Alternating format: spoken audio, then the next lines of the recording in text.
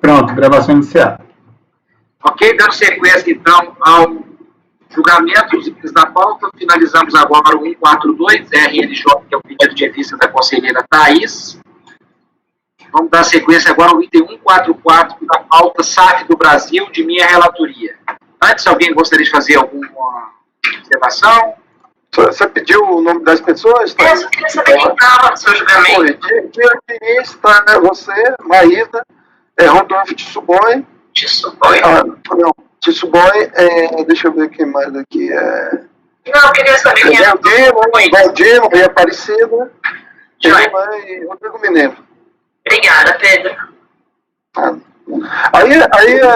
Para complementar, Renata, dá uma olhada nesse parágrafo que eu escrevi aí, que ficou em dúvida a entrada em vigor desse dispositivo. Se foi 26 ou foi 23. Aí dá uma conferida, ver se o meu está...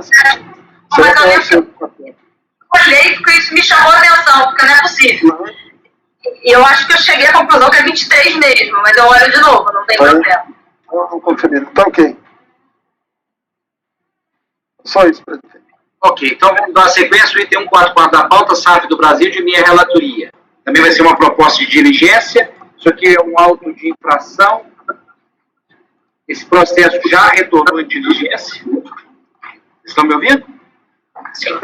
Ok, eu já vou pular diretamente para o voto. Resumo, aqui é uma questão para haver espontaneidade, né, com relação aos débitos. Questão trazida, seguinte, lançamento de ofício decorrente de divergência entre os valores declarados e aqueles apurados pela fiscalização que foram objetos de inclusão no país, Programa Especial de Parcelamento. A recorrente alega que aderiu ao país compensando a dívida antes do lançamento promovido pela autuação. Logo, os valores consolidados não poderiam integrar o auto de infração. Alguém está com o microfone ligado e está dando eco. Sou eu.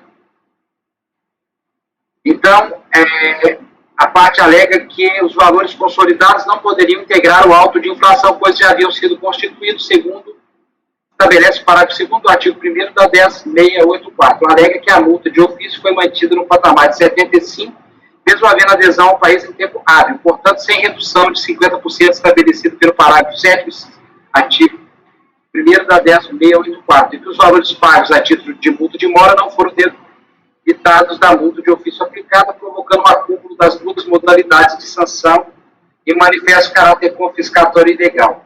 A DRJ julgou improcedente a impugnação, mantendo os valores originais lançados por entender que, abre aspas, a impugnação teria requerido sua adesão ao país em 11 de setembro de 2003 e, por conseguinte, após o início do presente procedimento de fiscalização que se deu em 14 de janeiro de 2003, data da ciência do tempo de intimação fiscal de folha 5.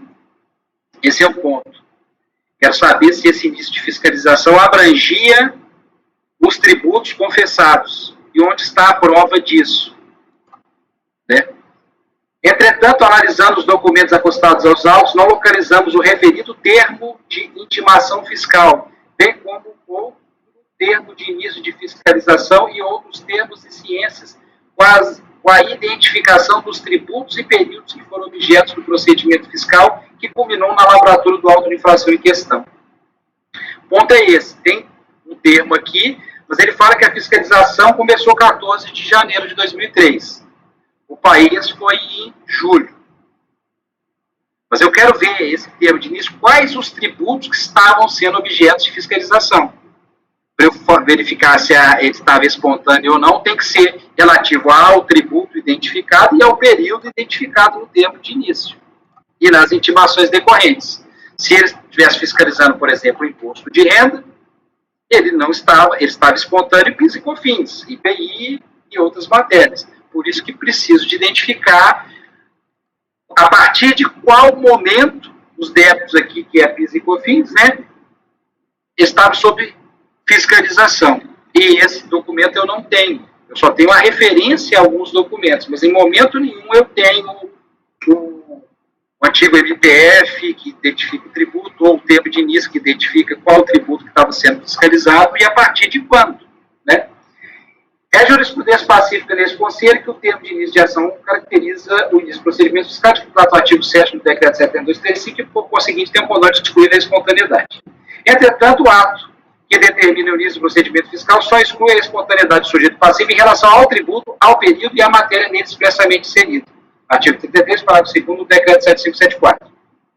Assim, para fins de exclusão da espontaneidade, a indicação do tributo do período da matéria deve ser expressa no tempo de início de fiscalização, conforme também dispõe o ato declaratório interpretativo SRF 5 de 2002. Transcrevo aqui. Considerando os referidos termos imprescindíveis para a delimitação dos tributos, período e matéria objeto de fiscalização iniciada, que resultou na perda da espontaneidade, não foram anexados aos autos, entendo que é necessário converter o julgamento em diligência para que a unidade de origem anexe tais documentos. Diante com fundamento, voto por converter a repartição de origem para anexar cópia do termo de início de fiscalização e comprovante de ciência, bem como do correspondente MPF com a identificação dos tributos e períodos de apuração objeto da fiscalização.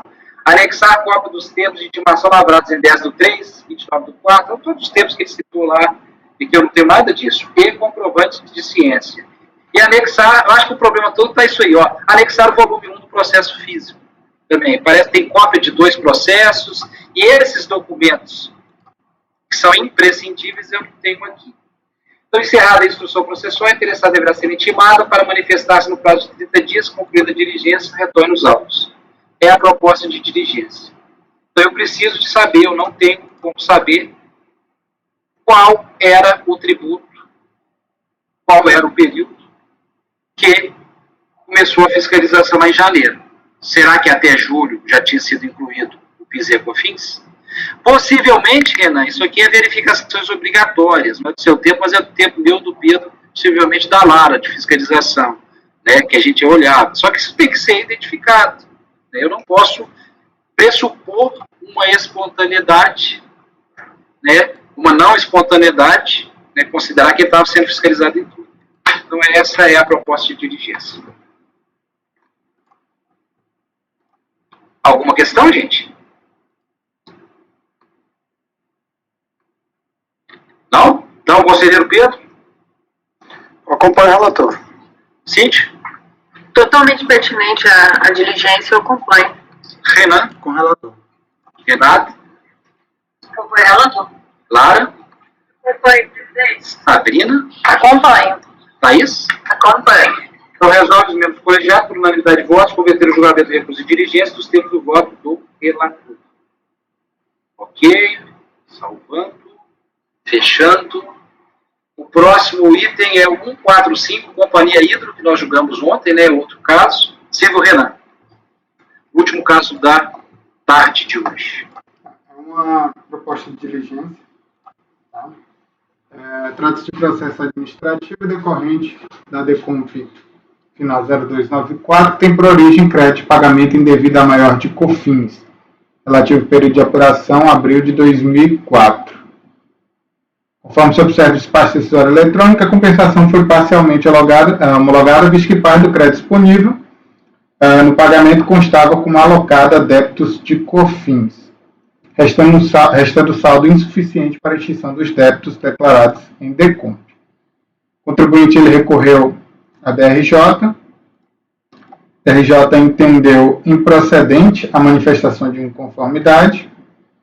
E, em sede de recurso voluntário, o contribuinte destaca que o saldo não reconhecido nessa declaração de compensação refere-se à multa de mora cobrada indevidamente sobre os débitos do período de apuração abril de 2004.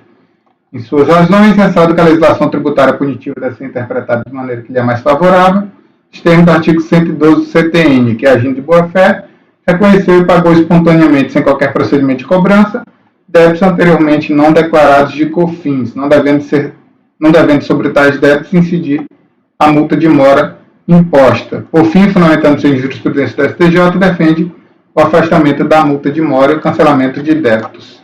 Esse é o relatório, o CTPX ele é dele tomo conhecimento, tentando resumir para o colegiado. O contribuinte apurava no regime cumulativo, depois com a mudança, com a inclusão das leis 1833 e 1637, no caso 1833, o contribuinte passou a apurar no regime não cumulativo, Só que, posteriormente, com a interpretação da própria Receita Federal de que é aquele caso lá que permaneceu no regime cumulativo de contratos com prazo, valor, enfim. Não está determinado. Pronto, como não vai entrar no mérito isso aí, é só para o colegiado se situar. Então, ele fez toda essa modificação para o não cumulativo, depois voltou para o cumulativo. A parte do tributo em si, tudo ok, foi deferido o crédito dentro da declaração de compensação. A única parte que foi indeferida e, portanto, não homologada na compensação foi a multa de mora, que o sistema na emissão de despacho decisório ele considerou que esse pagamento deveria incidir a multa de mora sobre o débito declarado. E o que acontece? Eu expus toda a apreciação realizada pela DRJ nesse ponto foi muito competente, ela fez quase que uma nova apuração, foi nos sistemas, extraiu os documentos, justamente para comprovar de que o tributo em si, a diferença de tributo, ela foi deferida.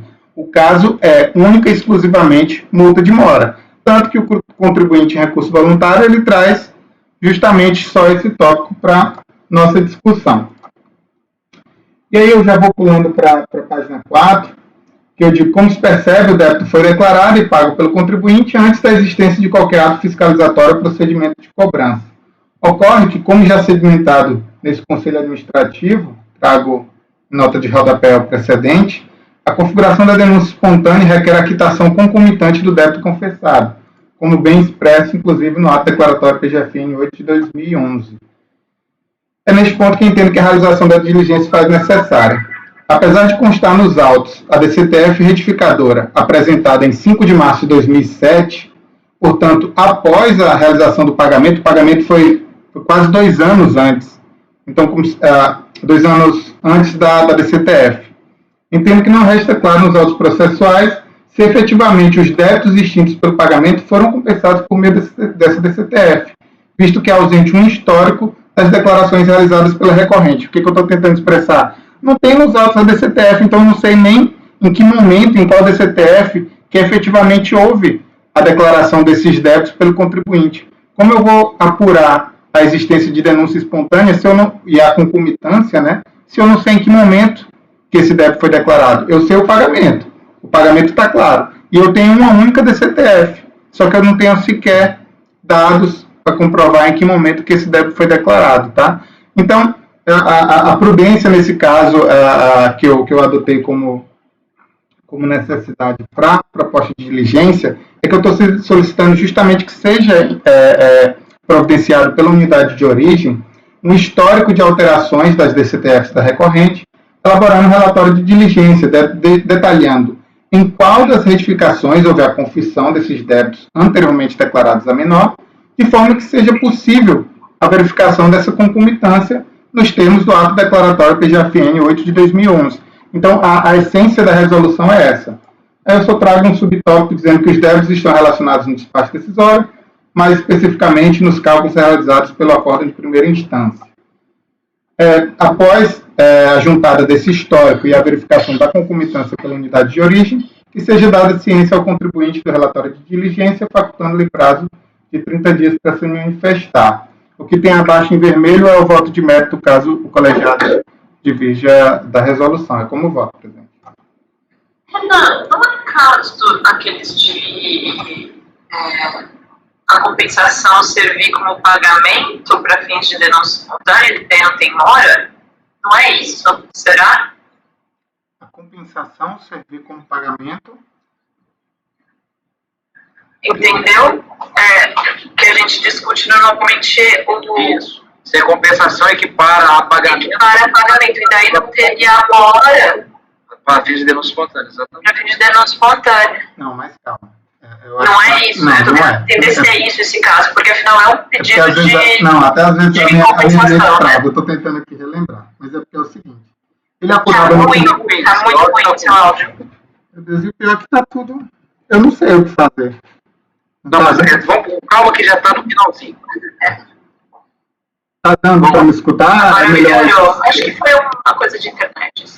É que antes ele apurava no regime cumulativo. depois ele fez justamente essa declaração do não cumulativo, então aumentou o valor do débito. Então ele fez só o pagamento mesmo em DARF, não é uma compensação. É sobre esse Sim, pagamento. Débito. Isso, é sobre esse pagamento em DARF mesmo, não é compensação, que o sistema entendeu que deveria incidir a multa de mora. Então, o contribuinte inicialmente ele declara, olha, no regime cumulativo eu devo 10. Agora, vou declarar no não cumulativo e devo 20.